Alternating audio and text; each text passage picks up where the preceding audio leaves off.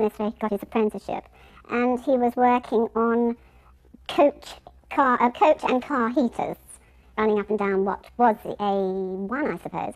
And he didn't reckon this at all, but someone threw him an Autosport and said, here, look, a quid's worth at Brands Hatch will get you 4 laps. So he thought, not bad. So off he went one Wednesday, I think it was, and thought, this is for me.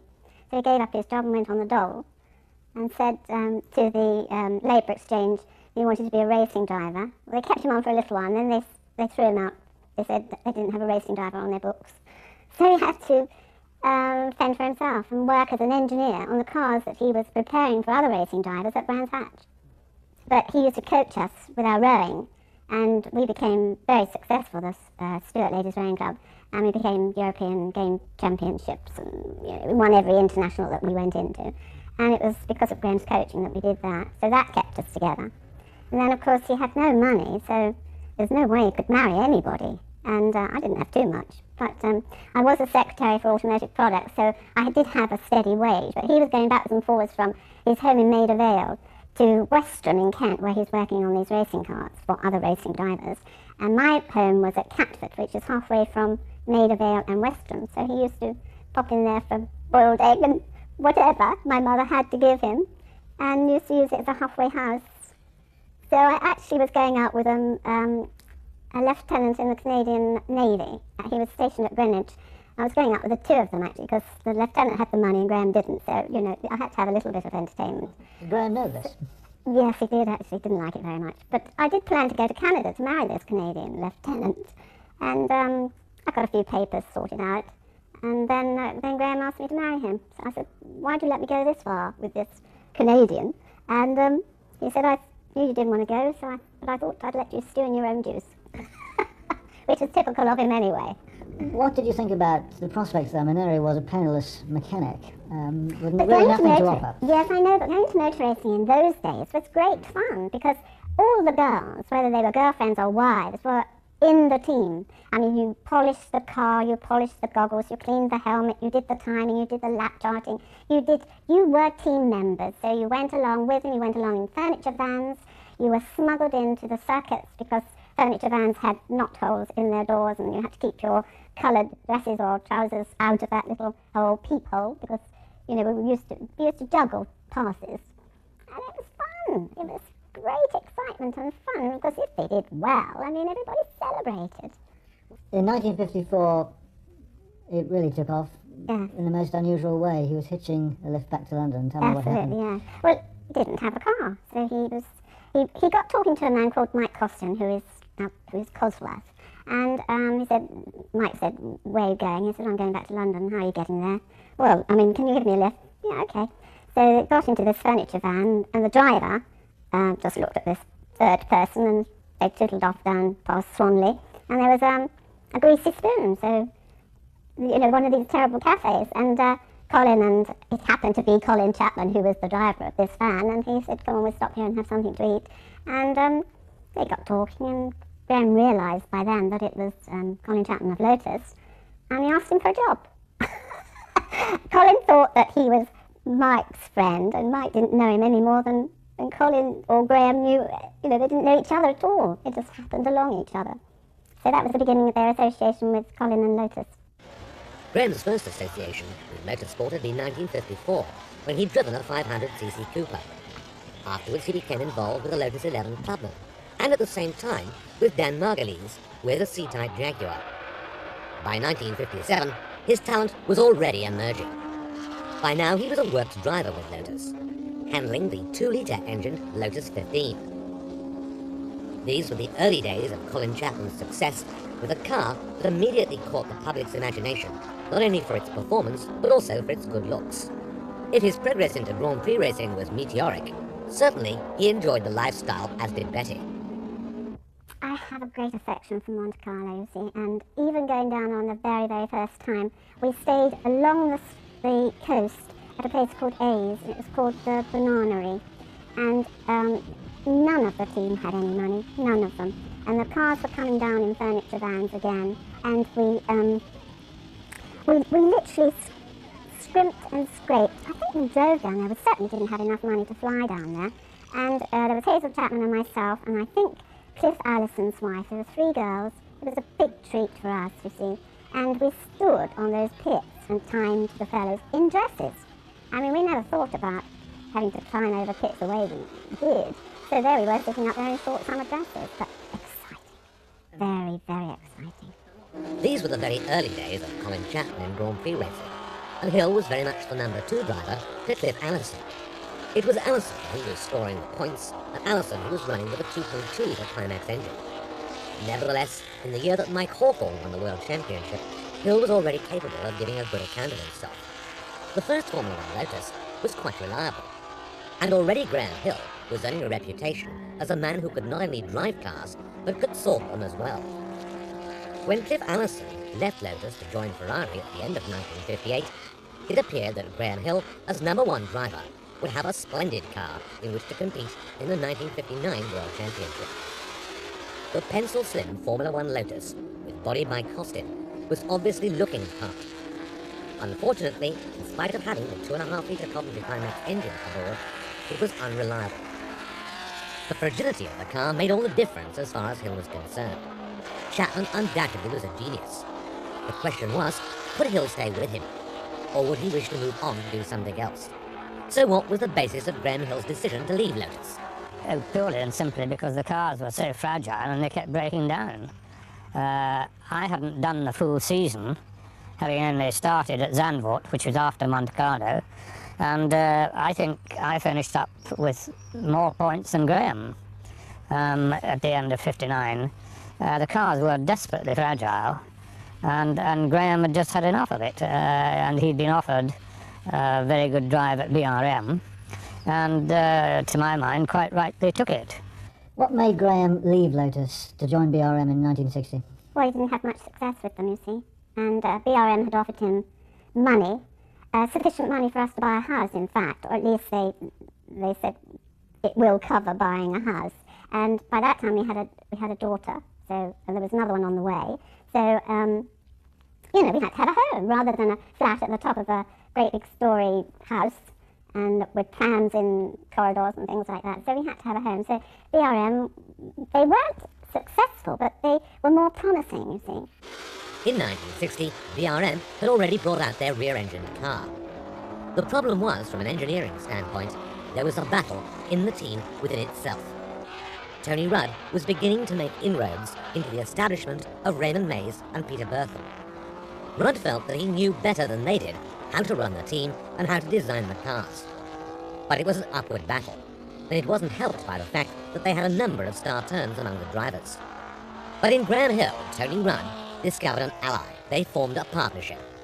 There'd been a bit of a row at Zandvoort in 1960 when Gurney had yet another BRM brake failure and went off the road, and there was a very unfortunate accident when a Dutch spectator was killed. So it was the only race Sir Alfred went to. It was on Whit Monday, and the drivers went on strike and said they wouldn't drive the cars again because they were dangerous and unsafe. And we sat up in the Bowers Hotel till about 4 in the morning, and it finally ended up that I was commissioned to design what I thought was the right chassis. And so I was in a rather happy environment building a car in the middle of the factory. Fortunately, it worked. First year with BRM, very frustrating, but glory almost in the British Grand Prix, wasn't it? Tremendous race. That really was. He really put his foot down there, and that great big BRM, it was a big car. And I think he stalled at the start and went through the whole field, and there was Jack Brabham in the lead, and he went, there was a back marker, you see, so Graham had to negotiate the back marker. He'd taken Brabham to the lead, and there was this back marker, and of course the excitement was just too much, for anybody, including Graham, and by that time his brakes weren't that good. So he overtook the back marker when really and truly, had he thought about it, he wouldn't have done so. He would have held back and taken him on a much less dangerous spot, if you like. It wasn't dangerous, it was just a vulnerable spot for him, and the brakes didn't hold and he went off. But the most amazing thing about that was he got out of his car, because they didn't have starter motors or anything like that, so the car stalled, so he couldn't get it going again. And as he stepped out of his car, the whole place erupted. Cheers! Well done, Graham, well done, Graham. And he He said he found himself tripping himself up because he was so embarrassed by the people's cheers and their acclaim of him and their applause. And when he got to us, of course, I was in tears, and Pam Rudd was in tears, and Tony was. But you couldn't be cross because everyone was so excited because he'd put up such a drum. And of course, everyone wanted an English driver in a British car to win. And although he had disappointed them all, it didn't matter. He would have loved to have won the British Grand Prix. It's one thing that evaded him. But in 1962, when it all came right, how had the whole structure of BRM changed to allow Graham to get it all together? Well, I think Peter Burson was asked to cooperate with Tony Rudd. I'm not too sure about that part of it, but suddenly Tony was able to take part and do what he knew to be right. He was a brilliant engineer as well, and together with Graham and Tony, they gelled. By 1962, Graham Hill was established as a top-flight Grand Prix driver, immensely popular with the public and with his fellow competitors. Here at Goodwood, Stirling Moss's last Grand Prix race, Graham Hill was at the wheel of the 1.5-litre V8 BRM.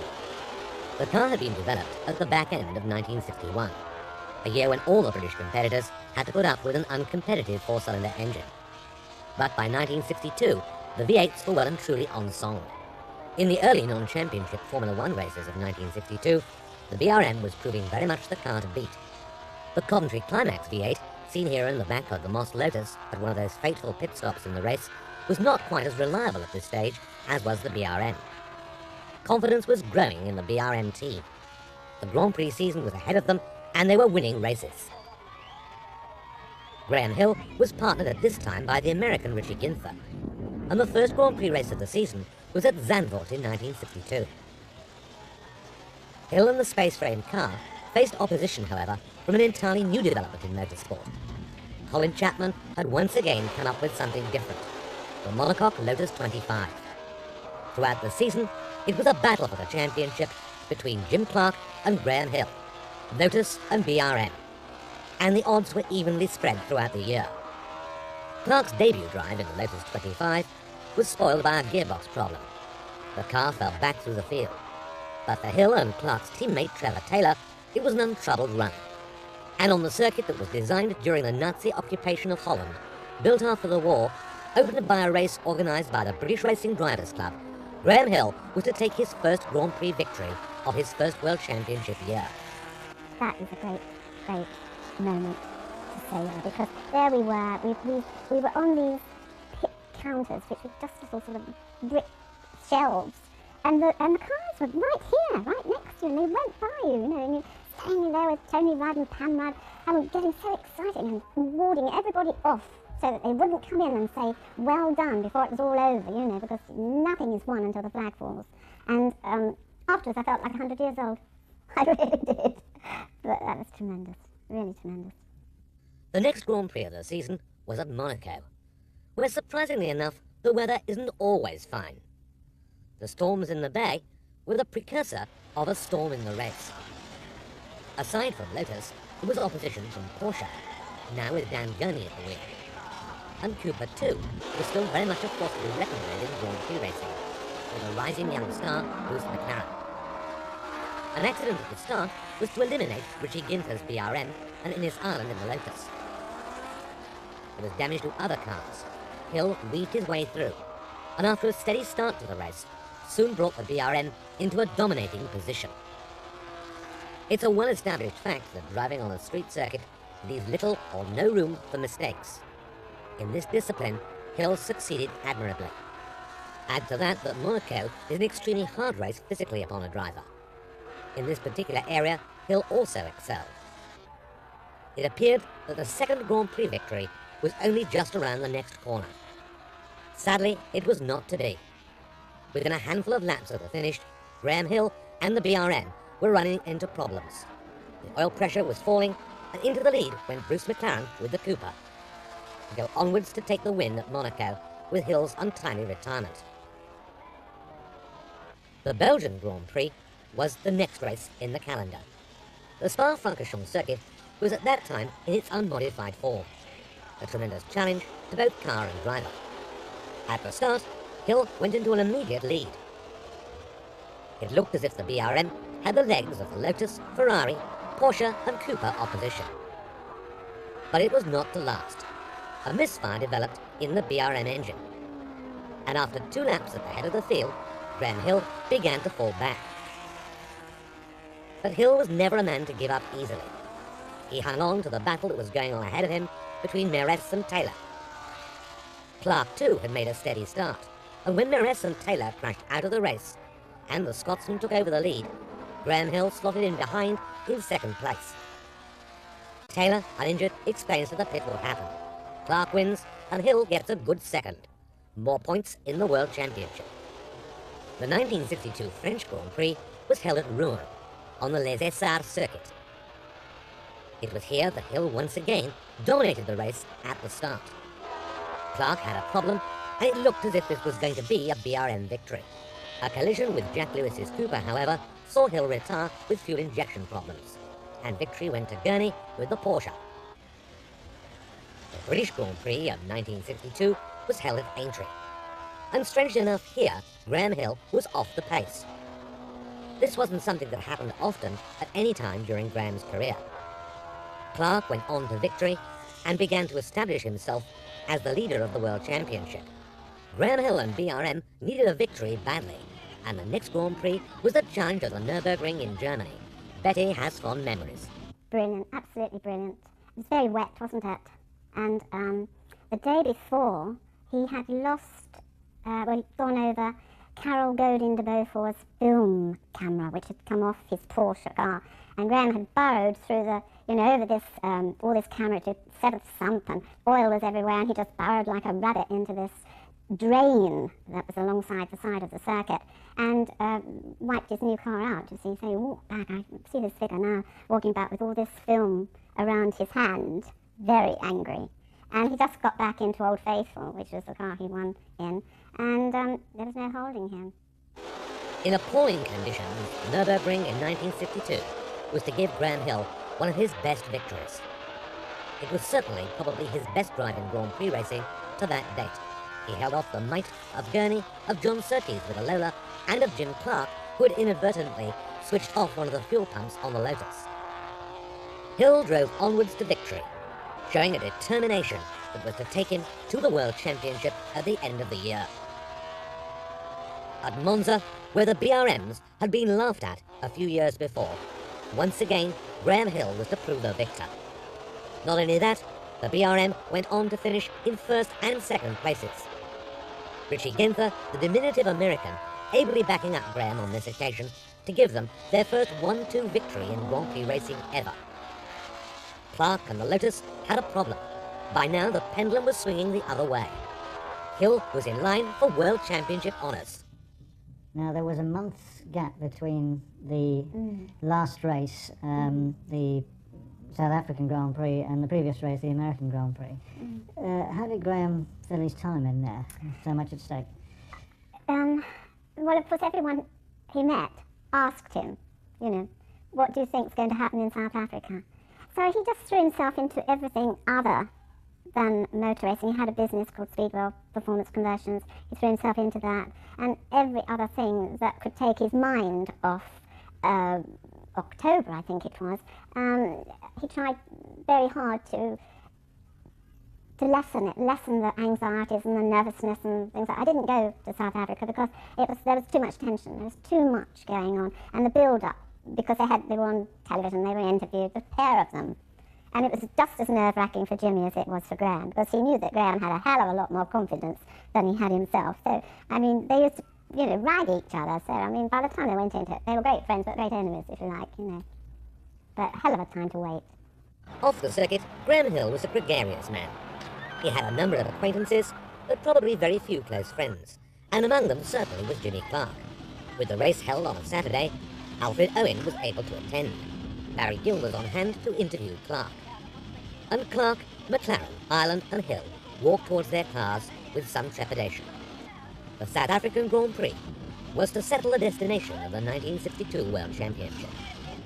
In practice, a problem had arisen when Lotus had run fuel injection. Fortunately, they didn't run it in the race, because BRM would have been extremely angry, having had a sole user deal with Lucas that year. At the start, Clark was up and away The development of the Coventry Climax engine Lotus 25 had moved on a pace since the beginning of the season. McLaren held on to third place with the Cooper. There was everything to race for. It looked as if Clark had the World Championship in his pocket. Graham, in a car that was now outdated, was in a firm second place. As the distance extended between the two cars, Roy Salvadori retires from his last Grand Prix, and Trevor Taylor watches the action, his car having retired already. Then smoke from Clark's car. It can only be a matter of time. Sterling Moss, recovering from his accident, is an interested spectator as Clark comes into the pits. The World Championship is over. Graham Hill is the winner. 1962, South Africa, and BRM and Graham Hill, watched by Jim Clark, stormed towards victory. Every world champion has been a worthy recipient of the crown. What was Graham Hill's secret? He had a remarkable ability to concentrate on the important aspects. And I think his record, particularly at Monte Carlo, where, if I remember rightly, he won 5 times, I think that is the question in point. Because concentration is all important at Monte Carlo, and to win there 5 times is really pretty extraordinary. And Graham did have this ability to figure out, well, what I've got to do here is finish. Then he figured out the important things. A little bit like, if you compare it to present day, Alain Prost, who was called the Professor. And he was very much a thinking driver, and Graham was a thinking driver. And so his ability to figure things out in that respect made up for anything that he may have lacked as a natural driver. I probably saw more of Graham in the racing mode, as this new word that we have now, mode. I probably saw more of him in that sphere of his life than in socialising. And certainly in his racing life, he was very, very serious about everything he did. I can remember he used to come to all the Grand Prix with me in later years, certainly from 1962, because I got my own aeroplane, which was quite a reasonably sophisticated for those days, Beechcraft, with all sorts of nav aids, and I'd once taken him to a Formula 2 race meeting from Silverstone to Rouen, and we left after the Silverstone meeting, and 2.5 hours later we were in Rouen, and Graham thought this was wonderful, and so from then on he used to ask me if I had room in the plane for Betty and himself, and of course most of the time the answer was yes. And so going outbound to races, I'd give him the wheel and he would pole it along and I'd do the office work. And but on the way back, Graham had his notebook out, and I did all the flying, and Graham was pouring in his notebook over all the springs he'd changed and roll bars he'd changed and what he'd done during practice and all that sort of thing, which always amazed me. I tended to go to a race meeting and drive and whatever one had to do and do the race, and then go home and forget about it. As was the established custom, Graham Hill didn't confine his activities to just Grand Prix racing. In 1961, he'd driven for Equipe Endeavour in saloons. By 1962, he'd moved on to John Coombs' team. Here, with the Mark II 3.8 Jaguar, he's fighting it out in the British Saloon Car Championship with Parks, Salvadori, Wayne Bailey, and Jack Sears.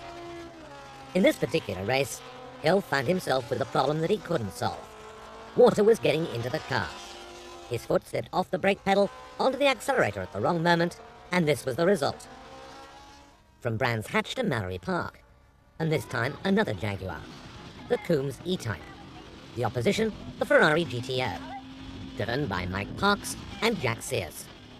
In 1963, the lightweight E-Type had made its debut. Here, Salvadori has a narrow lead with the Tommy Atkins car. They could just about cope with the Ferraris on a short circuit such as Mallory. But on the longer circuit, the V12, although half a litre less, was making life difficult for the E-Type drivers. Graham Hill's ability to climb into any car, however, was something that was well established throughout his career. It didn't matter whether it was a Grand Prix car, a sports car, a saloon, whether the race was short distance or long distance. He had the ability of all the great drivers of that period. He was a great all-rounder. It wasn't always Jaguars in which Hill took his wins. Twice he was the winner of the Tourist Trophy, both times at the wheel of a Ferrari. And the ability of Graham Hill and BRM to win Grand Prix races was attracting other manufacturers' interest in the engineering facilities of BRM.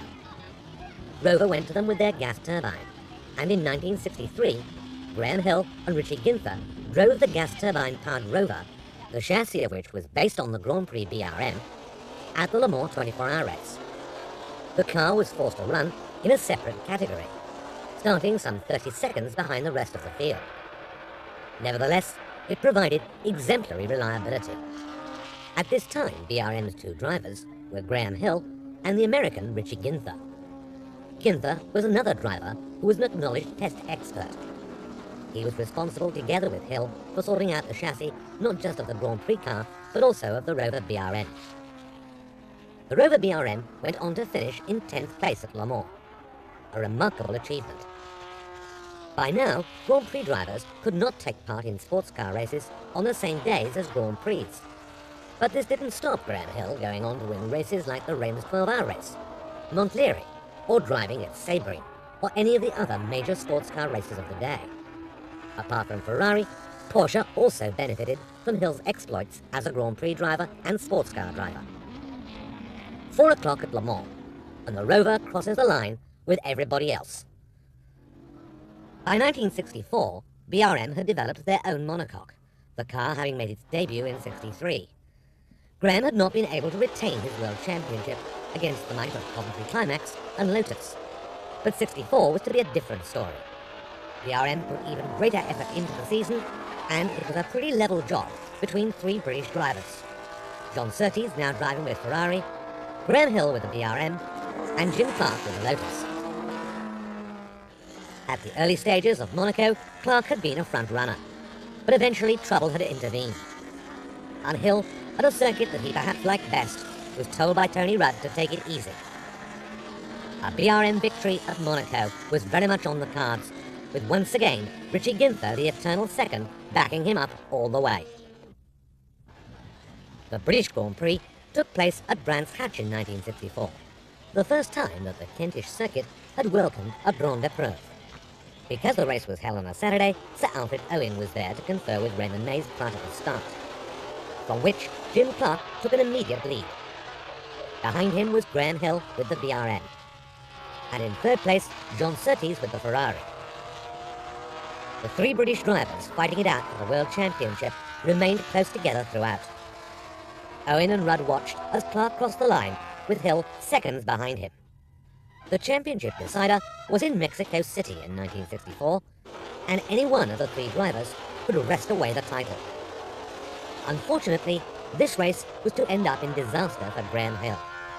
A collision between the BRM and Bandini's Ferrari saw Hill out of the race. The championship went to John Surtees, with a minimum number of wins but the maximum number of points. Jim Clark was also out of the winner's circle in a race that was won by Dan Gurney.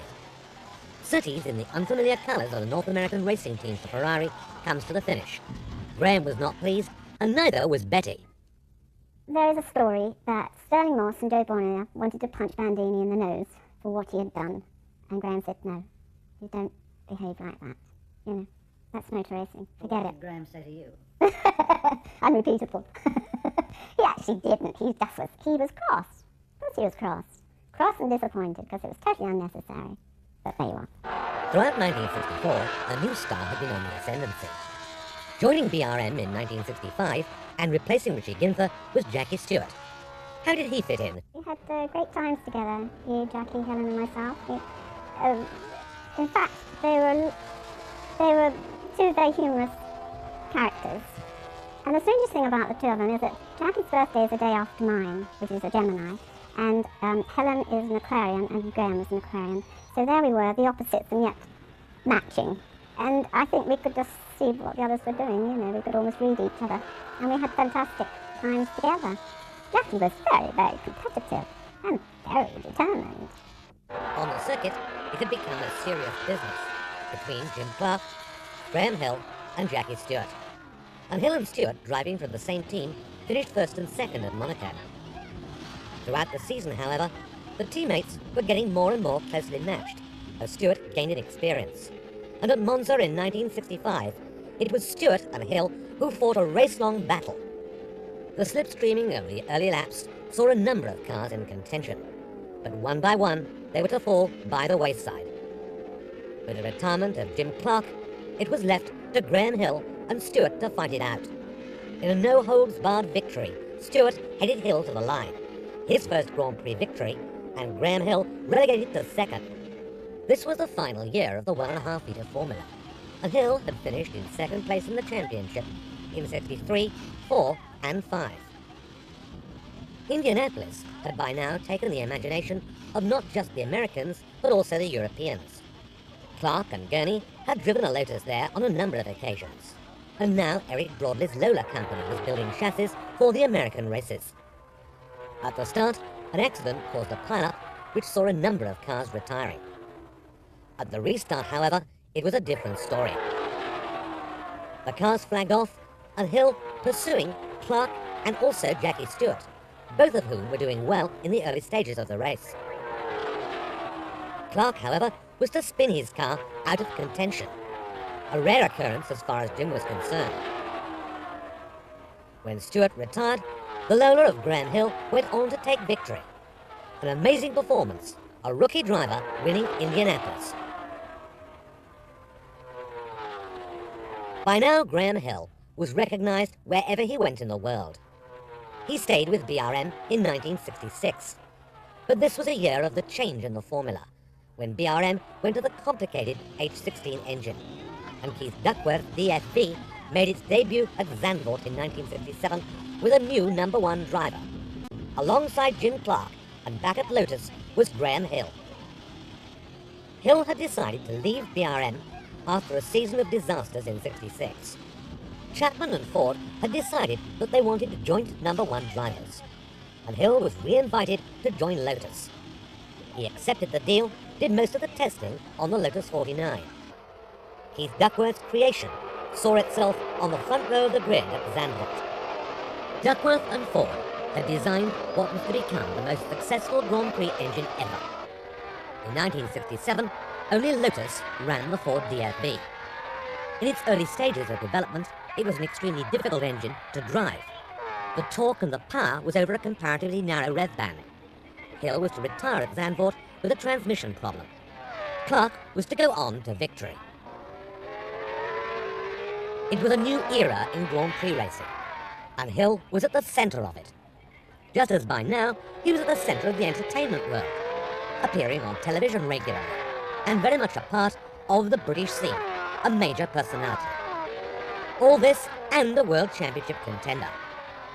Zandvoort was to prove a milestone in Grand Prix motor racing. The first race, the first win for the Ford DFV. Tony Rudd, one of the first to congratulate Colin Chapman. Hill had had to conduct most of the testing because at this time Jim Clark was living in France. The creation of a brand new Grand Prix engine and the monocoque chassis was a major development. Smith's Instruments, where Graham Hill had served his apprenticeship, were used to monitor the performance of the DFV unit. On the back of it was bolted a rear suspension. The car and the monocoque were one. The concept was immediately successful, as we have seen, but not without an immense amount of hard work in the background, with Graham Hill shouldering the responsibility of developing the car. Spa-Francorchamps in 1967, and once again Hill was as quick as anyone around. But once again, Hill was the man to suffer the ill fortune of retirement. In its first year, there were a great many teething problems with the Ford DFV unit and the Lotus 49. Stirling Moss talks to Clark prior to the start of the 1967 British Grand Prix at Silverstone. From that start, the two Lotus 49s were to dominate the race. Clark and Hill were in amazing form here, easily outdistancing the field. It looked as if the Lotus 49 was settling for first and second on its own home ground, and perhaps that even Graham Hill might succeed in winning that elusive Grand Prix victory in his home country. It was not to be. The rear suspension collapsed. At the Nürburgring in 1967, the car almost shook itself into 2 pieces.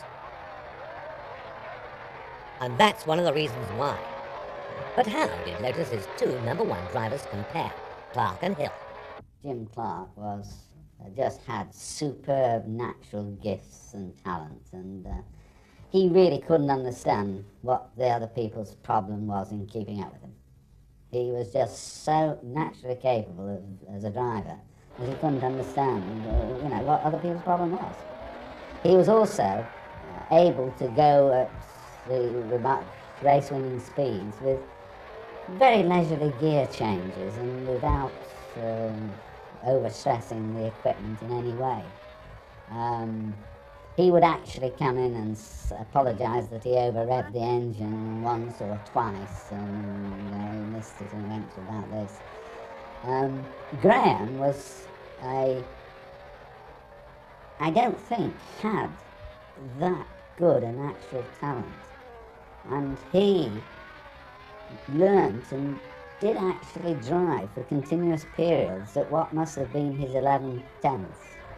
And that really is a remarkably brave and determined performance. His determination to win was absolutely something else. But he was not very kind on the machinery while doing it. And you certainly could tell the difference between a Jim Clark engine and a Graham Hill engine when you came to rebuild them. The Mexican Grand Prix in 1967, and Clark and Hill and the two Lotus 49s once again showing the way to the rest of the field, albeit with quite a bit of opposition from the Ferrari team. Chris Amon, by now, was at the height of his powers, and the New Zealander was certainly pressing them with the V12 Ferrari. Once again, the Hill luck was to rob him of any chance of victory. Having lain in second place to Clark, he was to go out of the race with a broken drive shaft. Sadly, Jim Clark was only to drive one more Grand Prix race, and then it was a bigger test for Hill. Another World Championship, and Betty explains the circumstances. Losing Jimmy and losing Mike. You see, we lost Mike Spence at Indianapolis, didn't we? And then Jimmy on top of it, just too much. It's too much. But again, it was all pushed into the background. However he felt about it, I really don't know. He just said, we just go forward. Lotus. He went to Spain. Was it Barcelona? Oh no, it wasn't Barcelona, was it? It was Jarama. And he went there with a very depleted team because obviously the boys were as upset as anybody. Colin didn't want to know, just did not want to know and was not there. So Graham rallied the whole lot that he had there together, and we went out and did a good practice, and he heads together and got the car going, and he won it. And it was Graham that won that race. He won the race for Colin, for Jimmy, for the team. And he picked them all up by the nuts and bolts, and then let's go again. You can't sit back and weep, can you? You have to go forward. I mean, it was a terrible tragedy. Colin having lost Mike, and then, to lose Jimmy, Jimmy was like a brother to Colin. Two people couldn't have been closer than if they had been family. So, it was a hell of a thing to get through. So, but after Graham winning, it's nothing like success, is there? I think he had admired Graham all the time, but wouldn't let himself because there was always Jimmy there, you see. But I think Colin had a great admiration for Graham after that. Yeah.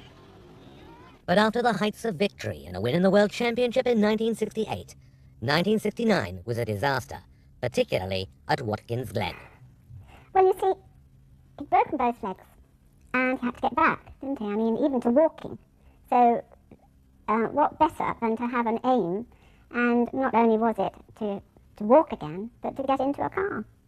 And Colin, when I arrived out in the States and Graham was in hospital, Colin's first few words to me were, "You've got to get in to give it up." Well, I shrugged my shoulders because I didn't get Graham to do anything that he didn't want to do, and the decisions were his. And because his attitude was, "I have to get back," that's why he worked so much harder, I think, than if it was just sort of getting back to an office. He had to get back into that car for South Africa, and that is what he did. That was when Rob Walker came up with the offer to drive my car, Graham, he said. So Graham said, "Great, And how did Graham get on with Rob Wilson? Brilliantly. I mean, Rob, you couldn't have a nicer man to work for. You couldn't have a nicer man, really. And the team of Betty Walker and Rob is just wonderful company. They're just wonderful to be with. And Rob was so enthusiastic. And when Graham was fifth in South Africa after breaking his legs and having to be hauled out of the car and, literally carried out of a car, I think everyone admired him. It was a fantastic triumph over adversity. But there were more triumphs to come, particularly in the Le Mans 24-hour race. Great achievement. He didn't think that, in his later years, that he would have the opportunity for a start. And when Matra asked him, he said, well, in for a penny and for a pound. So he went, and with Henry Pescarola, who he was quite matey with as well, the team was a perfect match. And I never thought he'd win it. But he was so experienced, you see, that, he was the choice to have with someone who was equally as experienced at Le Mans, Henry. So Did he like Le Mans? yes, he did. He loved it the way it was, the beginning of it, and liked it. Again, it's something that has changed and probably isn't quite as, the excitement is still there, but, things have to change. It's a pity sometimes, but, he was just thrilled with it. I mean, imagine winning a Triple Crown. Who's done it? Nobody. Same as no one's won 5 times at Monaco, yet. Hope they don't. Graham drove for Brabham in Formula 1 in 1971 and won a non-championship race and some Formula 2 races. Then it was the shadow of the Graham Hill team. Had a Lola, which was the beginning of the embassy team, wasn't it? That was okay. That was fine. That was working, but I suppose he thought, well, I might just want to build a hill. Why not? Everybody else was. But it wasn't right for Graham. It was coming right. But it takes a long time. He didn't qualify at Monte Carlo, you see. And that was really disastrous for all of us. But in some ways, did you feel that it was time for him to stop driving? No, I didn't. No, I didn't. Even though he'd taken on all the responsibility of running his own team? I think he was beginning to think that way himself, because that's why he took on Tony Rise. But I think he would have continued with all sorts of other racing. He wouldn't have given up racing himself. But racing Formula 1, yes. He probably felt it was for a younger man. I don't think he thought that, actually. He just felt he couldn't give it 100%. He had to give the team 100%. So it's one thing or the other, so it had to go to the team. I was relieved, because at that time I'd been to see a number of races, more than I'd usually been to see, because he was running his own team. I'd been to the Spanish Grand Prix and other races and been a bit more involved, and I was aware that at that time motor racing was extremely dangerous. It was probably the most dangerous period that it had known, perhaps since the early, the mid-50s. And I was worried for him, because I can remember sitting at race meetings watching him go around and feeling, well, if he broke down, I'd be quite pleased. And I would never tell him that, because, he was distraught anyway, that the car broke him down, he failed to finish, but I thought, well, at least he's safe. So when he retired, I was quite relieved. But he asked me what I thought. He said, well, what do you think, I've retired. And I sort of said, well, I don't know, because I knew what I felt, but I didn't dare say, oh, I'm glad you retired, now you're safe. He wasn't a totally transformed person at home, but at the same time, he was very relaxed when he was at home. He liked to sleep, so he'd get home and quite often you'd find him asleep in front of the television. That was the sort of most satisfaction I think he got out of television, was it made him go to sleep. But he enjoyed playing with the children with us, and he did, I think, he tried to get away from it. But most of the time he was in his office on the phone. That's not fair to say most of the time, but a lot of the time he'd be on the phone in his office and still quite occupied with what he was doing. When you went with him racing, and of course your mother would have gone as well, did you enjoy the travelling and being at the races? Yes, later on I enjoyed, what normally happened was the Italian Grand Prix, for example, would be one race we'd always take in, because it was the end of the holidays, and we'd go off and have our holiday somewhere, and then go to Monza and stay at a fabulous hotel called the Villa d'Este on Lake Como, and a lot of drivers stayed, and there was a swimming pool that floated on the lake, and so that was great fun. And then on the Sunday we go to Monza, and that was exciting up until the point where you had to be at the circuit for the race, and most times it was a bit of a bore really for myself, because I wasn't too interested, or I didn't understand really what was going on. There's a lot of people. It was very hot. He always used to get a headache, and it was just, a lot of people come up to you and say, "Oh, isn't he cute? He's just like his dad," and all that stuff. But looking back now, I'd do anything but to go back there and take a keener interest. He was in control of the situation most of the time, and just concentrating 100%, whatever he was doing. The moment he arrived at the circuit, he was. And this is something that's definitely rubbed off on me. I can feel it, because we used to go to, if we did go to a race, we'd go to the circuit together, and it would be the moment you were up in the morning, it would be out of the house, in the car, get in the plane, go to the circuit. From the moment you touched down, it was like pack up, went straight to the motorhome, get in there and start dealing with the job in hand. There was no dilly-dallying or wasting time, or he was just 100% on the job. I don't know if it wasn't a conscious teaching process, but you inevitably pick up on behaviour of your parents, and I admired my dad, and I also learned a lot from him just by being around, and it does tend to rub off, and I think there's certain things, hopefully the good things about him, I've learned. Graham Hill wasn't just a double world champion, a Le Mans winner, an Indianapolis winner. He was unique in his position in world motorsport and in Britain. His untimely death in a plane crash, along with the young Tony Bryce and other members of his team, was a tremendous blow to motor racing. Only someone that goes through it can understand it, and even people who go through it can't understand it. I'm just terribly lonely. It's a terrible thing to say. I'm surrounded by people. Sometimes I am on my own.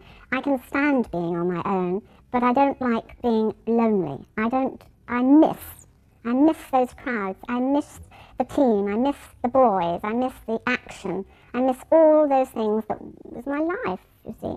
And it's different with Damon, you see. Now I'm an outsider, trying very hard to get in, but not being accepted to a certain extent, which is fair enough. I can understand all his emotions about keeping Mummy out of the way. But I love it. I was at the first motorbike race that he took part in. I've followed him, I've supported him 100%. He will say this and agree with me. But, if it hadn't been for myself and his two sisters, on many, many occasions, he could never have taken part in anything. And we've been behind him all this time, and we're behind him now, but now he's progressed out of reach a little bit. I'm delighted for him. I'm absolutely thrilled for him. He's got the talent, the determination. He probably has more natural talent than Graham. Obviously never married again. There's never been any suggestion you would. How could anyone like him? I'd love to get married again, but you'd have to be a very special person. I'm not saying I'm a very special person, but he was a very special person. And he was full of excitement. There was never a dull moment. There were angry moments, there were exciting moments, there were down moments, there were up moments, but there was always plenty of things going on, and that's what I miss.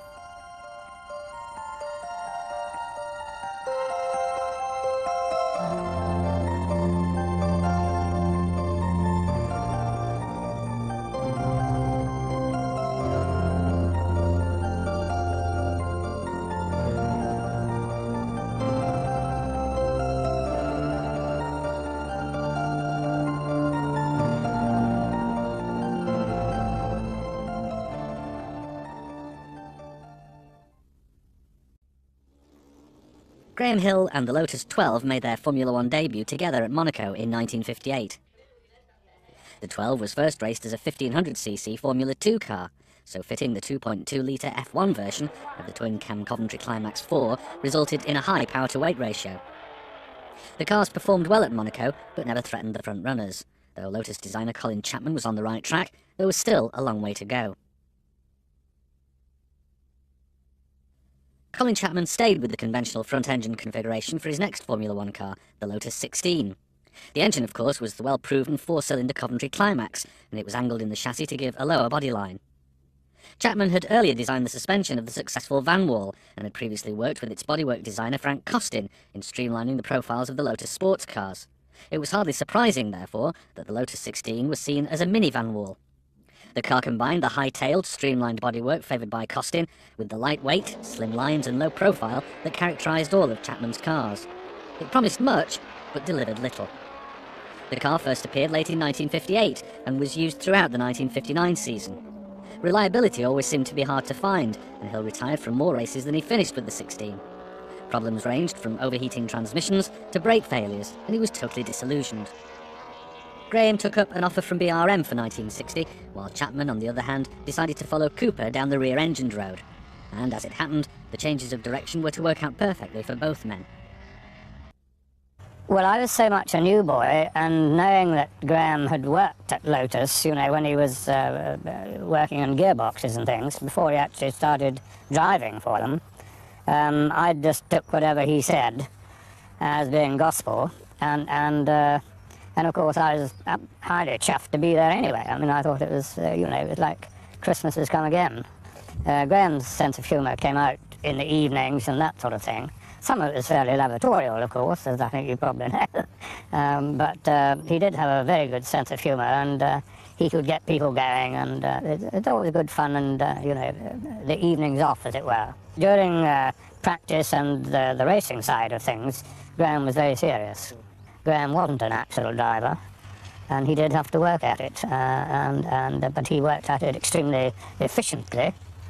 And this is probably the business of his notebook and writing down everything he did. And he always knew what he'd done at that particular circuit the year before because he had the notebook. And so, yes, it is a fair comment. He did work at it very hard.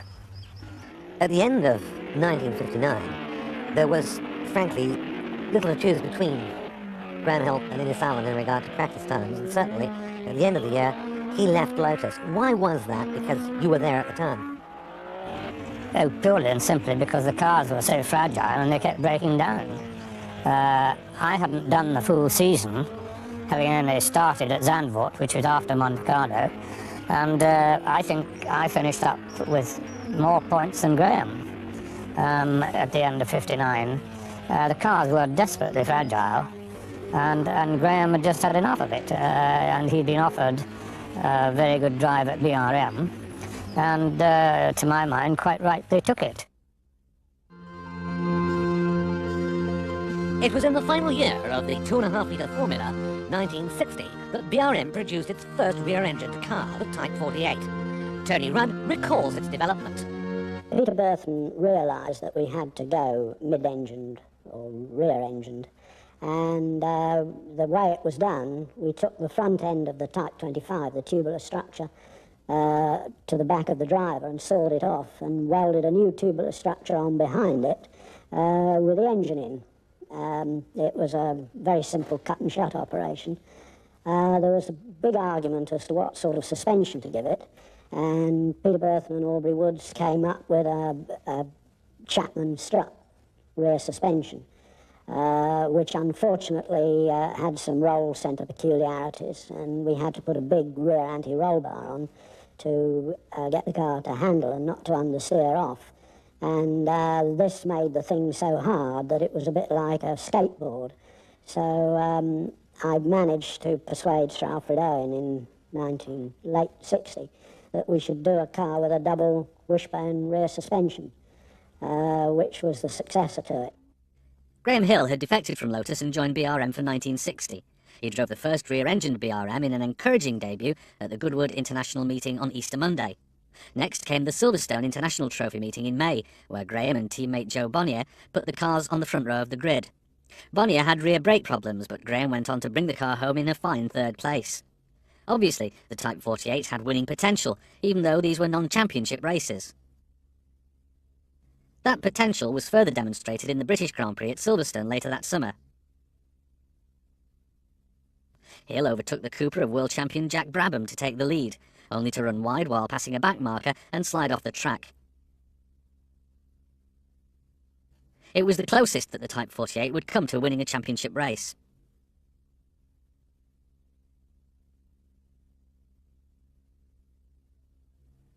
Tony Rudd's revised version of the BRM Type 48 used twin wishbone independent rear suspension and 2 outboard disc brakes, rather than the outmoded system of the original that had been simply carried over from the old front-engined cars. Had this version been used by Graham Hill in the 1960 British Grand Prix, he might well have ended up in Victory Lane rather than in the ditch at Copse Corner. Graham's son Damon, a world champion in his own right, got the chance to sample the car when he was at the peak of his own championship form. It's been a fantastic experience for me to drive this old BRM.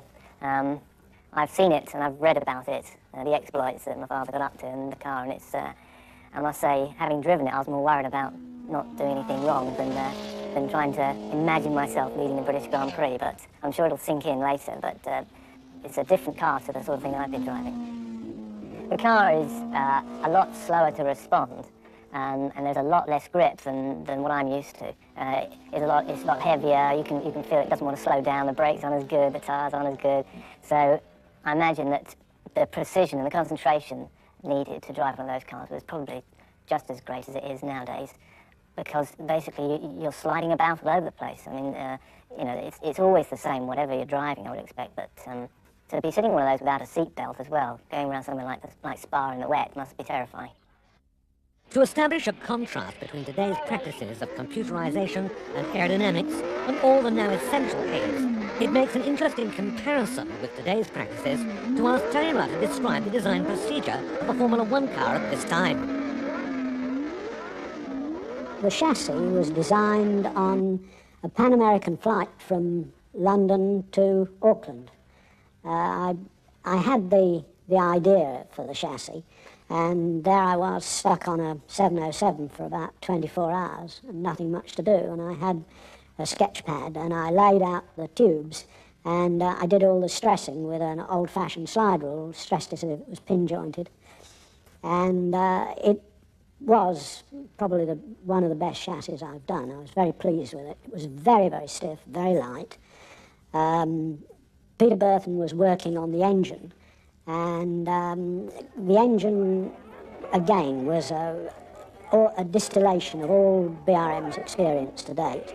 The original engine had a single-plane crankshaft, so it fired as a V8, and that's how we got the stack pipes, because the Coventry Climax, which was a very good engine, was designed to run at lower RPM, and by cross-coupling the end cylinders of one bank with the middle cylinders of the other bank with a two-plane crankshaft, you can get a very good torque spread, and the Climax had that. Unfortunately, the BRM V8 was designed to run at much higher RPM, which means the primary exhaust pipe has to be shorter, and it wasn't long enough to reach the other side of the engine. So the only way we could do it was to give it the stack pipes. It had the double wishbone rear suspension that we first tried on the Type 56 you see over there, and we used very small brake discs inboard of the house, and it was a very nice, well-balanced car. No one was under any misconception that 1952 was a critical season, and although Goodwood provided the first real win of the season for BRM, Sir Alfred Owen had laid down the law with a vengeance. He told me he'd spent £1 million on his motor racing and had virtually nothing to show for it, and he had decided that enough was enough, and he was proposing to close down the operation, but his sister had said, or pleaded with him to give it one more chance, and he was prepared to do so if I would become the chief engineer and team manager and run it. Being an engineer, I asked him for a definition of successful, and he said I had to win 2 races. We'd already won the Dutch Grand Prix at Zandvoort, so I had to win 2, and I had to keep within the budget. Little did I know that most of the money had been spent, so there was no budget to keep within. The first World Championship event was the Dutch Grand Prix, which BRM had won in 1959. But 1962 was a different era, with Colin Chapman's revolutionary Lotus 25 making its debut there. Richie Ginther had moved from Ferrari to replace the retiring Brooks. Hill started in the middle of the front row, and passed Clark, who had a clutch problem, after he had led for some 12 laps. By now, the Coventry Climax V8 and the BRM V8 were the engines to have in Formula One. And they wanted to sell them to other teams as well. BRM won Holland, hands down, however. That was 50% of Sir Alfred Owen's ultimatum taken care of in the very first race of the season. Then followed some solid point-scoring places mid-season and another win in Germany. The team's future was safe, but even better was to come. Further wins in Italy and South Africa meant that Graham Hill and the BRM became the world champions of 1962.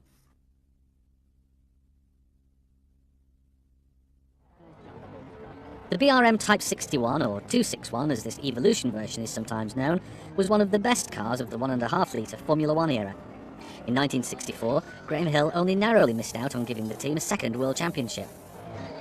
A 2-litre version of the 261 also dominated the Tasman Series in 1965, and it was in this form that Jackie Stewart gave the car a splendid swan song in 1966 by beating all of the new 3-litre opposition to win the Monaco Grand Prix. It is that car which we're seeing in action here at the Monaco Historic Grand Prix 2000.